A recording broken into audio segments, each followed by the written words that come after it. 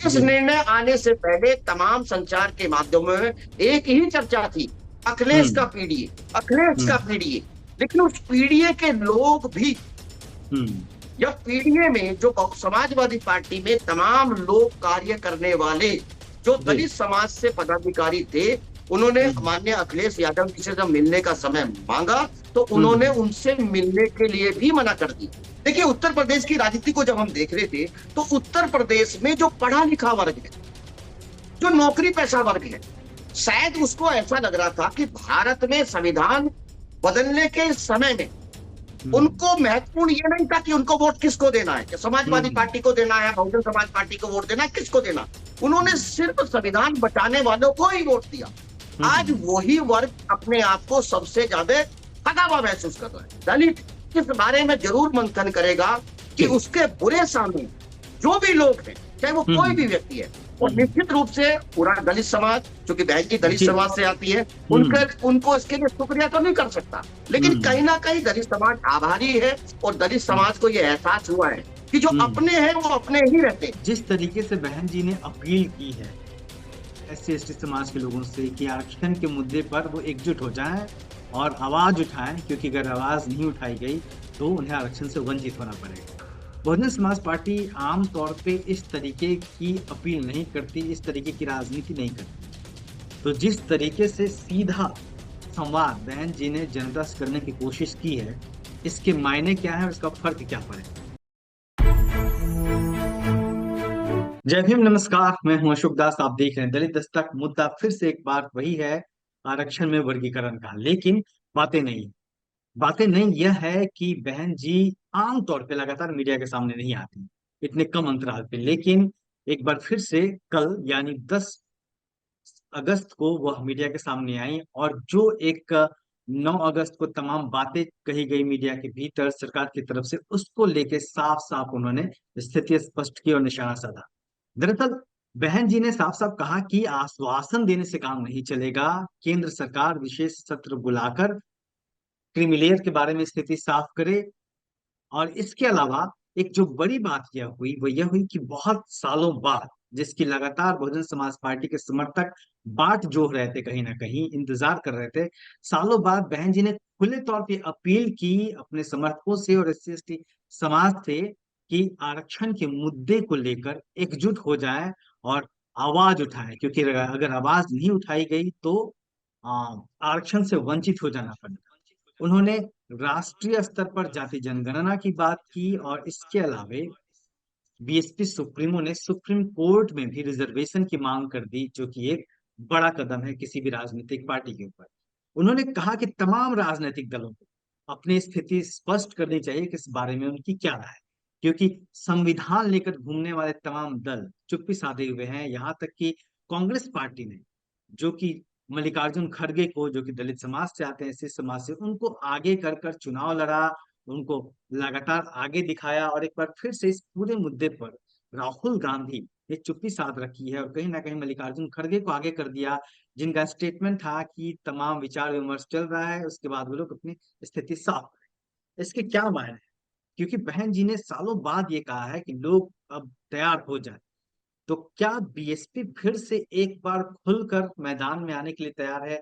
और कहीं ना कहीं बीएसपी को ये एक मुद्दा मिल गया है जिसके जरिए वो रिवाइव करने की भी कोशिश कर रही है, और कितना रिवाइव कर पाएगी, इन तमाम बातों पर चर्चा के लिए हमारे साथ हैं सतीश प्रकाश जी। सतीश जी, बहुत बहुत शुक्रिया एक बार फिर से हमसे जुड़ने के लिए इस मुद्दे पर। ये जो बहन जी की प्रेस कॉन्फ्रेंस थी, जो लगातार 2-3 दिन के अंतराल में उन्होंने दोबारा की, इसके क्या मायने हैं और इससे क्या फर्क पड़ेगा? क्योंकि जब बहन जी ने पहली बार प्रेस कॉन्फ्रेंस की, उसके बाद बीजेपी की तरफ से, सरकार की तरफ से हरकतें देखने को मिली। केंद्रीय मंत्री ने आके के स्पष्टीकरण दिया कि क्रीमी लेयर नहीं लाया जाएगा। नहीं, देखिए, अभी पिछले लोकसभा चुनाव को अगर आप देखते हैं, हम्म। उसको गुजरे बहुत लंबे समय नहीं गुजरे। हम्म। और ये जो घटना घटी है कि हम्म। आरक्षण में वर्गीकरण और क्रीमी लेयर का जो जो निर्णय आया माननीय सर्वोच्च न्यायालय की तरफ से, तो हम्म। दलित इसके लिए कहीं ना कहीं तैयार नहीं था। और मुझे हम्म। ऐसा लग रहा था कि जो तमाम विपक्षी दल, उनको भी शायद कोई ऐसी उम्मीद नहीं थी। उनको लगता था कि दलितों की बात करना अलग बात है, उनके हितों की बात करना, उनकी जो हम्म। मेमोरी है, उनको ऐसा लगता है, हालांकि मैं इस बात को नहीं मानता कि, लेकिन तमाम जो विपक्षी दल है, तमाम जो सरकारें हैं, उनको लगता है कि दलित गरीब है, उसकी मेमोरी बहुत परमानेंट नहीं हो। उसको हम्म लगता है कि जहां पे उसको छोटे छोटे लालच को दे करके, छोटे हम्म छोटे उसके एक एक अलग तरह का एक माहौल बना करके, कुछ सपने हम्म दिखा करके आप उसकी वोट को हासिल कर सकते हैं। लेकिन हम्म अगर आप देखेंगे कि जैसे ही ये घटना घटी, तो हम्म पिछला, अगर नरेंद्र मोदी जी की सरकार को देखेंगे, तो नरेंद्र हम्म मोदी जी की सरकार में 2014 का चुनाव में भी कहीं दलित नहीं है, महंगाई हम्म नहीं है, कहीं ना कहीं वो कांग्रेस की नाकामी और एक सबल राष्ट्रवाद के नाम पर चुनाव लड़ा गया। हम्म 2019 का चुनाव आप देखेंगे, वो 2019 का चुनाव कहीं ना कहीं हिंदू बचाओ और मुस्लिम मिटाओ के नाम पर लड़ा गया। लेकिन हम्म 2024 का जो चुनाव देखेंगे, उस 2024 के चुनाव में कोई मुद्दा नहीं था, पूरे देश में सिर्फ एक ही मुद्दा था। एक तरफ लोग कह रहे थे कि संविधान मिटाएंगे, एक तरफ वो लोग कह रहे थे कि संविधान बचाएंगे। बेचारे। लेकिन इस निर्णय आने के बाद अगर आप देखते हैं, समाजवादी पार्टी जो उत्तर प्रदेश में एक बहुत बड़ा दल रही, उस उसको हम्म दल को उभारने में कहीं ना कहीं दलितों का एक बहुत बड़ा वर्ग, वो वर्ग जी कौन सा है इसको भी डिस्कस करेंगे, वो जी क्यों गया उसकी बातों में भी डिस्कस करेंगे। हम्म कांग्रेस की तरफ भी लोगों का बहुत अच्छा खासा रुख रहा, उनको हम्म लगा, कहीं ना कहीं उनके मन में एक सवाल क्रिएट हुआ, हो सकता है कि वो मीडिया जनरेट हो, या कुछ जी पिछले समय के अगर आप देखेंगे, डे बाय डे किसी ना किसी वजह से, कारण बहुत सारे होते हैं, अगर आप हम्म राजनीति में पिछड़ रहे हैं तो बिना हम्म कारणों के पिछड़ नहीं सकते। ओके। हो सकता है कि आपकी बातें ठीक हो, लोगों को आप उसको समझा पाने में कहीं ना कहीं नाकाम हो। बहुजन बिल्कुल। समाज पार्टी डे बाई डे, अगर आप उसको देखेंगे, 2019 का चुनाव है, वहां उसके पास 29% वोट है, उसके बाद वो हम्म 26% वोट की तरफ जाती है, धीमे धीमे हम्म धीमे 19% की वोट तरफ आती है, तो साढ़े हम्म, 11% रहता है, पर वो लगभग लगभग 9% वोट की तरफ चली जाती है। तो जी ऐसी स्थिति में कहीं ना कहीं इस देश का दलित डरा हुआ था, उसको लगता हम्म था कि ये लड़ाई बड़ी है, उसका जो दलित मूवमेंट है, आज उसका समय नहीं है, इसलिए हम्म उसने उस बड़े मूवमेंट की लड़ाई के लिए कहीं ना कहीं अपना जो परंपरागत जो वोट है, जो कहीं ना कहीं हम्म बहुजन समाज पार्टी का वोट हुआ करता था, वो वोट हम्म शिफ्ट होकर के हम्म, उत्तर प्रदेश के अंदर पूरा का पूरा जो जो उत्तर भारत का जो क्षेत्र है, वहां कहीं जी ना कहीं समाजवादी पार्टी जो जो भी दल उसको लगता था जो बीजेपी हम्म को हरा सकता था, उसकी तरफ वोट कहीं ना कहीं गया। हम्म लेकिन इस निर्णय आने के बाद इस देश का जो दलित है वो आश्चर्यचकित है, कहीं ना हम्म कहीं भौचक्का है, अपने हम्म, आप को ठगा हुआ महसूस करता है, जी क्योंकि इस निर्णय आने के बाद आज तक भी जो पीडीए बनाते थे, हम्म जो अखिलेश जी ये कह रहे थे कि ये पीडीए की ताकत है, इस जी निर्णय आने से पहले तमाम संचार के माध्यमों में एक ही चर्चा थी, अखिलेश का हम्म पीडीए, अखिलेश का हम्म पीडीए। लेकिन उस पीडीए के लोग भी, हम्म या पीडीए में जो समाजवादी पार्टी में तमाम लोग कार्य करने वाले जो जी दलित समाज से पदाधिकारी थे, उन्होंने हम्म माननीय अखिलेश यादव जी से जब मिलने का समय मांगा, तो उन्होंने हम्म उनसे मिलने के लिए भी मना कर दी। मेरी ओके, इस तमाम मुद्दे लोगों पे। से बात हुई, हम्म ये जी, कहीं ना कहीं उन्होंने कहा कि चुप रहिए, चुप रहिए।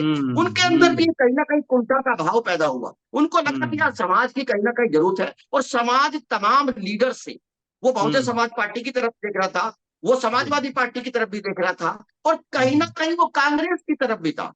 उसके हम्म लिए जो सबसे बड़ा आश्चर्य जो कारण रहा, कहीं ना कहीं कांग्रेस और जो आपके राहुल गांधी है, उनकी हम्म चुप्पी, और उसके बाद कहीं ना कहीं कांग्रेस द्वारा शासित राज्यों के मुख्यमंत्री का ये कहना, हम्म हम्म, तेलंगाना के मुख्यमंत्री का ये कहना, कर्नाटक के ये मुख्यमंत्री का कहना कि हम इंप्लीमेंट सबसे करेंगे। जी तो संविधान अगर बदलेगा, तो उस बदलने का जो सबसे पहला असर होगा, या उसको इम्प्लीमेंट, जब भारत में संविधान कैसे भी बदला जाएगा, चाहे वो हम्म न्यायिक व्यवस्था से बदले या पॉलिटिकल लोग बदले, तो जब संविधान बदलेगा तो कहीं ना कहीं कांग्रेस ने यह सिद्ध किया कि उस बदले हुए संविधान को सबसे पहले अगर कोई स्वीकार करेगा तो कहीं ना कहीं हम्म कांग्रेस स्वीकार करेगी। ऐसी हम्म स्थिति में पूरे देश का दलित अपने आप को ठगा हुआ महसूस करा।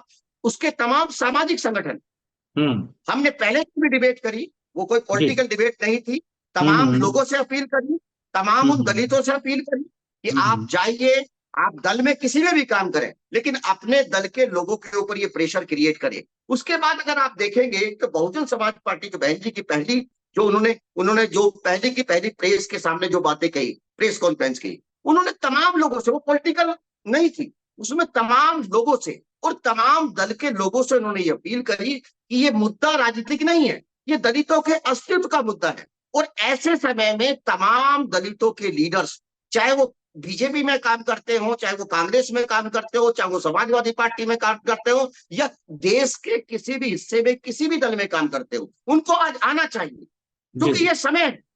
और ये समय ऐसा है कि इस समय का सवाल पूछा जाएगा, क्योंकि हम्म आज अगर आरक्षण का वर्गीकरण हो गया, हम्म आरक्षण के अंदर कहीं ना कहीं क्रीमी लेयर होगी, तो हम्म। आने वाली पीढ़ी पूछेगी, जी इन तो सतीश दलितों से जी। ही आने वाली पीढ़ी पूछेगी, उसमें हम्म। आप भी होंगे और मैं भी होऊंगा। जी, जी। यहाँ पे ये माना जाए कि जब समाज तमाम लोगों की तरफ देख रहा था और इसी समाज ने जो ताकत दी, उसके बूते अखिलेश यादव 37 सीटें लेके और इतरा रहे हैं, संसद में घूम रहे हैं। राहुल गांधी और कांग्रेस पार्टी को 99 सीटें मिली है, वो इतरा रही है और कह रही है कि हमने रोक दिया। लेकिन जब राहुल गांधी या फिर समाजवादी पार्टी को जरूरत थी, इस समाज ने कहीं ना कहीं सपोर्ट किया। जिस तरीके से सीटों का बंटवारा हुआ है, जिस तरीके से सीटें आई हैं कहीं ना कहीं, लेकिन जब इस समाज को जरूरत हुई राहुल गांधी की, कांग्रेस पार्टी की, समाजवादी पार्टी की, अखिलेश यादव की, तो कहीं ना कहीं इन्होंने चुप्पी साध ली है। और ऐसे में बहन जी जिस तरीके से खुल के सामने आई हैं, तो क्या एक बार फिर से यह बात साबित हो रही है कि बातें चाहे कोई भी कुछ भी कर ले, चुनाव के समय दलितों के वोट हासिल करने के लिए तमाम लोग चाहे जितने दावे करें, जो असली हमदर्द हैं इस समाज की, SC ST समाज की, वो कहीं ना कहीं बहन जी हैं। नहीं नहीं, देखो, एक बड़ी कहावत है कि अपना मारा छाए में डाले और दूसरा मारा धूप में गाले। और वहां एक कहावत और भी है कि महलों की झूठन के ऊपर पनपने से ज्यादा बेहतर है कि आप झोपड़ी में बैठ करके सूखी रोटी के ऊपर पनपे, क्योंकि वहां आपके सम्मान के ऊपर सवाल नहीं होगा। यह सवाल उन लोगों से भी पूछा गया। कल मैं एक कार्यक्रम में गया तो वहां तमाम लोगों से हुआ। देखिए, उत्तर प्रदेश की राजनीति को जब हम देख रहे थे, तो उत्तर प्रदेश में जो पढ़ा लिखा वर्ग है, जो नौकरी पेशा वर्ग है, शायद उसको ऐसा लग रहा था कि भारत में संविधान बदलने के समय में हम्म उनको महत्वपूर्ण ये नहीं था कि उनको वोट किसको देना है, कि समाजवादी हम्म पार्टी को देना है, बहुजन समाज पार्टी को वोट देना है, किसको देना। उन्होंने हम्म सिर्फ संविधान बचाने वालों को ही वोट दिया। आज हम्म वही वर्ग अपने आप को सबसे ज्यादा ठगा हुआ महसूस कर रहा है। हम्म दोनों चीजें हैं। यहाँ अनपढ़ आदमी जो अभी एजुकेशन से दूर है, जो जी लेबर क्लास है, उसकी वोट कहीं ना कहीं बहुजन समाज पार्टी की तरफ जा रही थी। और जो हम्म पढ़ा लिखा वर्ग, जिससे ये उम्मीद की जाती है कि वो भविष्य की राजनीति को देखेगा, वो हम्म भविष्य में क्या होने वाला है, कहीं ना हम्म कहीं दलितों का पढ़ा लिखा वर्ग इस बात को समझने में नाकाम हुआ। और उसके अंदर सबसे ज्यादा कुंठा इसी बात को लेकर के, उसके अंदर सबसे ज्यादा चिंता इसी बात को लेकर के, हम्म उसके अंदर एक दुख है, उनको, उनके अंदर एक पछतावा है। उनको लगता हम्म है कि उनकी जो, उनका जो सोच थी, कहीं ना हम्म कहीं वो गलत सिद्ध हुई। और ये गलत हम्म सिद्ध कहीं ना कहीं समाजवादी पार्टी की चुप्पी और हम्म कांग्रेस की चुप्पी ने उनको सिद्ध किया। दूसरी बात, मैं एक बात और बता दूं आपको, छोटी सी बात बता दूं, क्योंकि जी ये संक्रमण काल है, ये हम्म दलित राजनीति का भी संक्रमण काल है। और यहाँ हम्म कहीं ना कहीं दलित राजनीति इसके बाद बदलेगी। वो बदलती कैसे है? तो सतीश जी, मतलब एक बार फिर से वही वक्त है, और कहीं ना कहीं फिर से एक बार जिस कांग्रेस की तरफ लोग आशा भरी निगाहों से देख रहे थे, लग रहा था कि हाँ, राहुल गांधी जो दावा कर रहे थे कि वो बदली हुई राजनीति करेंगे, अब कांग्रेस बदल गई है, तो बदली नहीं है, बल्कि ये साफ हो गया है कि वो मल्लिकार्जुन खड़गे के कंधे पे रखकर तीर चला रही थी दलितों के मुद्दों पर। और एक बार फिर से जब ये SC ST में के आरक्षण में वर्गीकरण का मामला है, वो फिर से एक बार एक्सपोज हो गई है। और ये बात कहीं ना कहीं बहन जी भी लगातार कह रही हैं, और उन्होंने जो सवाल पूछा है कि चुप्पी क्यों साधे हैं तमाम लोग, वो जवाब दें। लेकिन उनके जवाब मांगने के बावजूद भी चारों तरफ चुप्पी ही पसरी हुई है, 24 घंटे से ज्यादा बीत गए। नहीं नहीं, देखिए, चाहे वो कांग्रेस हो चाहे समाजवादी पार्टी हो, जो भारत में अभी तो दो पार्टी की नाम लिया, भारत हम्म में तमाम दल, चाहे वो हम्म महाराष्ट्र में काम करते हो, चाहे वो दक्षिण में काम करते हो, या वो नॉर्थ ईस्ट में काम करते हो, या वो हम्म कश्मीर में काम करते हो, हम्म कहीं भी किसी दल ने अभी हम्म तक इस बिल के खिलाफ एक शब्द भी, उसके किसी हम्म लीडर ने इस बिल के खिलाफ एक भी शब्द का प्रयोग नहीं किया। हम्म ऐसे में दलित सोचेगा, वो मजबूर है। उसको सोचना ही पड़ेगा कि जी। अल्टीमेटली जिस तरीके से बहुजन समाज पार्टी ने आगे आकर हम्म। के और हम्म। तमाम लोगों से बहुजन, मैं मेरे लिए ये बड़ा आश्चर्य का विषय भी था और बड़ा अच्छा भी हम्म। लगा। एज ए दलित एक्टिविस्ट भी अच्छा लगा, दलित समाज का होने के अंदर पैदा होने के बावजूद भी मुझे अच्छा लगा, सॉरी, हम्म। की वजह से भी अच्छा लगा।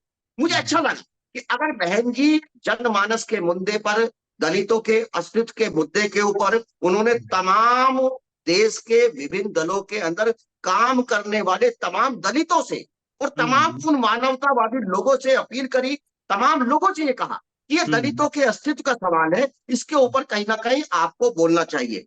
छोटी बिल्कुल। सी बात मैं कहता हूं कि हम्म। देखिए, यहां से भारत की दलित राजनीति और भारत की राजनीति का रुख चेंज हो सकता है, हम्म। 100% चेंज हो सकता है। जी। गारे लगाने कहीं ना कहीं निश्चित रूप से बीजेपी की नीयत के ऊपर सवाल रहेगा। उन्होंने हम्म। जिस तरह की पैरवी नहीं की, करनी हम्म। चाहिए थी, उस तरह की पैरवी नहीं करी। लेकिन हम्म। एक छोटी सी कैबिनेट के मीटिंग के माध्यम से जिस हम्म। तरीके से उन्होंने माहौल बनाया, हम्म। निश्चित रूप से इस देश के दलितों को लगा कि हाँ ठीक है, हम्म। वो सिंबॉलिक हो सकता है, अभी वो पूरी तरह से सही नहीं है।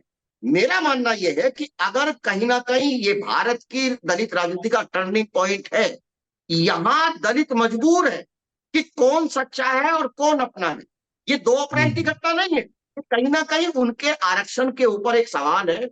ऐसे में अगर जी। बीजेपी विशेष सत्र बुला करके कहीं ना हम्म। कहीं इस जो ये निर्णय है इसको कहीं ना कहीं निरस्त करती है, जो आपकी क्रीमी लेयर है उसको निरस्त करती है, तो कहीं ना कहीं दलित इस बारे में जरूर मंथन करेगा कि जी। उसके बुरे सामने जो भी लोग हैं, चाहे वो कोई भी हम्म। व्यक्ति है, और हम्म। निश्चित रूप से पूरा दलित समाज, क्योंकि बहन की दलित जी। समाज से आती है, हम्म। उनके उनको इसके लिए शुक्रिया तो नहीं कर सकता, लेकिन हम्म। कहीं ना कहीं दलित समाज आभारी है और दलित हम्म। समाज को यह एहसास हुआ है कि जो हम्म। अपने हैं वो अपने ही रहते हैं। जी। जी। सतीश जी, दो और सवाल ले लेते हैं। मैं रिक्वेस्ट करूंगा कि संक्षेप में जवाब दें। बहन जी ने सुप्रीम कोर्ट में भी रिजर्वेशन की मांग कर दी। ये एक मतलब बहन जी की तरफ से पहली बार इस तरीके का स्टेटमेंट आया है। ये कितना बड़ा मुद्दा बनेगा?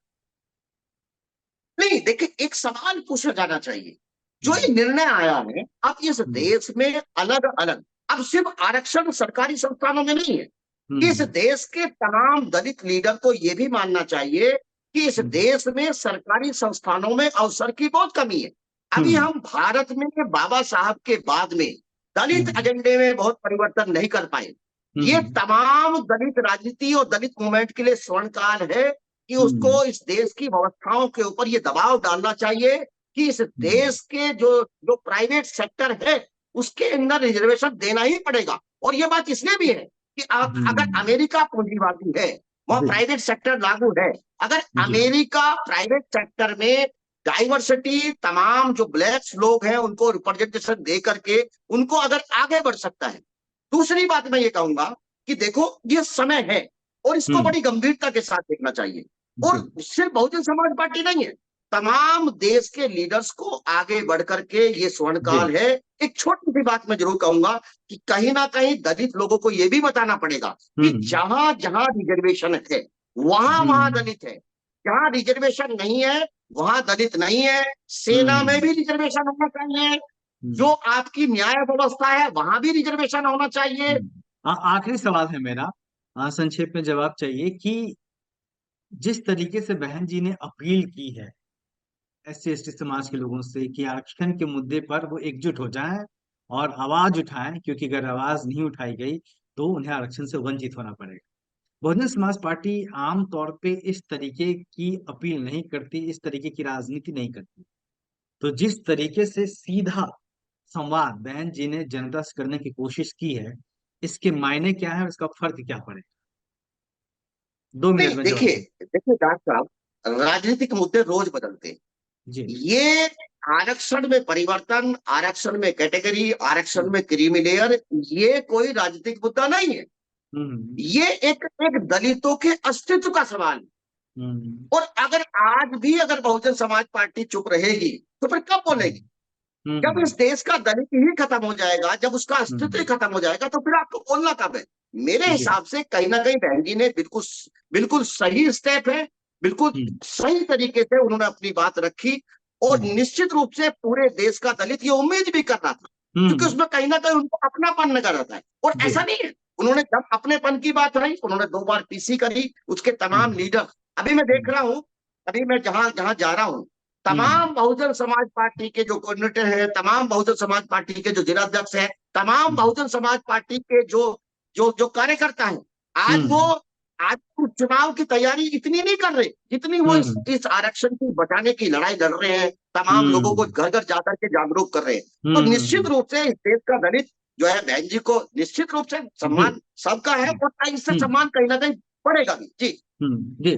सतीश जी, तो कुल मिलाकर देखना यह है कि जिस तरीके से सतीश जी ने कहा कि देश का जो वंचित तबका है उसके भीतर जो गरीब लोग हैं वो कहीं ना कहीं आज भी बीएसपी को के ऋणी हैं। वो तमाम बातों के लिए, तमाम जो सुविधाएं उन तक पहुंची बसपा के शासनकाल में उसके लिए, और वो आज भी बीएसपी के साथ खड़े हैं।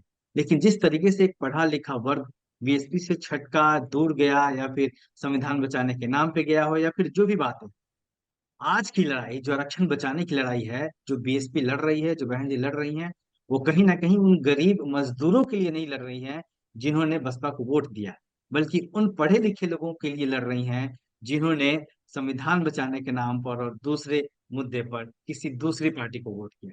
अब यहाँ बड़ा सवाल यह है कि जिस तरीके से बहुजन समाज पार्टी ने एक ऐसे वक्त में समाज के लिए लड़ाई लड़ने के लिए कदम बढ़ाया है, बहन जी ने जिस तरीके से हुंकार भरी है, क्या वंचित समाज का पढ़ा लिखा तबका एक बार फिर से बसपा के साथ, बहन जी के साथ उसी मजबूती से जुड़ेगा? बहन जी ने अपना काम किया है, क्या यह समाज अपना काम करेगा, अपना दायित्व निभाएगा? देखना होगा, भविष्य यह बताएगा। सतीश जी, बहुत बहुत शुक्रिया आपका, आपने तमाम बातें कही। Thank you. तो देखते रहिए नली दस्तक। जय हिंद।